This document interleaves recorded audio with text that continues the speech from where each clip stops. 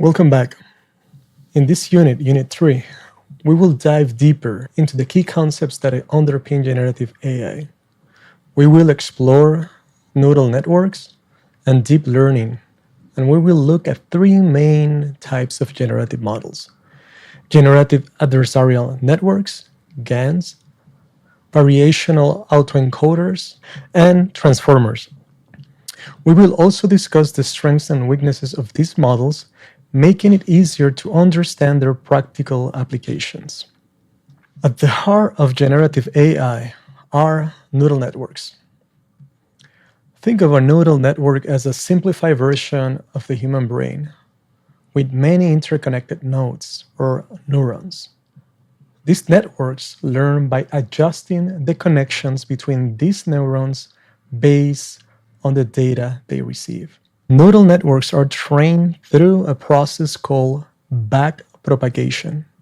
This involves feeding data through the network, comparing the output to the expected result, and then adjusting the connections to reduce errors. This process helps the network learn from data and improve its performance over time. Deep learning is a term used to describe neural networks with many layers.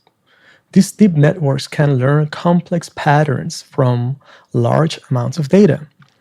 For example, a deep learning model can recognize faces in photos by learning from thousands of images. Now that we have a basic understanding of neural networks and deep learning, let's explore three main types of generative AI models: GANs, VAEs, and Transformers, and you will have to pardon my pronunciation with some of these acronyms. We'll also talk about their strengths and weaknesses. Generative Adversarial Networks, or GANs, were introduced by Ian Fellow in 2014. GANs consists of two neural networks, a generator and a discriminator. The generator creates new data samples, while the discriminator evaluates them against real data. The two networks compete in a game-like scenario, with the generator improving its output to fool the discriminator. GANs are powerful because they can generate highly realistic data. For instance, they can create lifelike images of people who do not exist.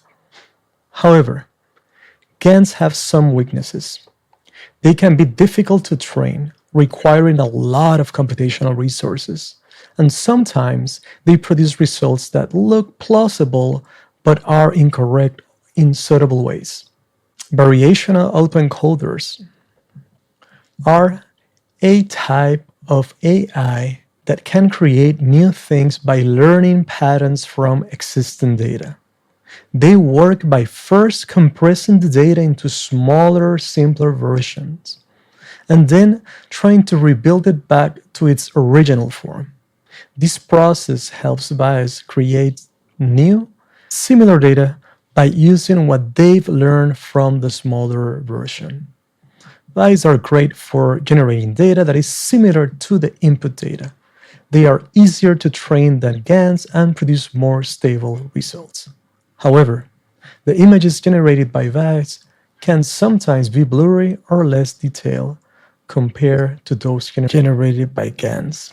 Transformers are a type of model introduced in 2017 that have revolutionized neural language processing. Unlike traditional neural networks that process data sequentially, Transformers use an attention mechanism that weights the importance of different parts of the input data, allowing for parallel processing and more efficient learning. Transformers are highly effective for tasks involving sequences like text generation. They can generate coherent and contextually relevant text, making them popular for applications like chatbots and language translation. However, transformers require large datasets and significant computational power, which can be a barrier for some applications. Understanding these key concepts, neural networks, deep learning, GANs, VAEs, and transformers is essential for grasping how generative AI works. Each model has its strengths and weaknesses, making them suitable for different applications. In the next unit, we will explore the exciting applications of generative AI, from text generation to image and video creation. Thank you for joining me, and I look forward to continue this journey with you.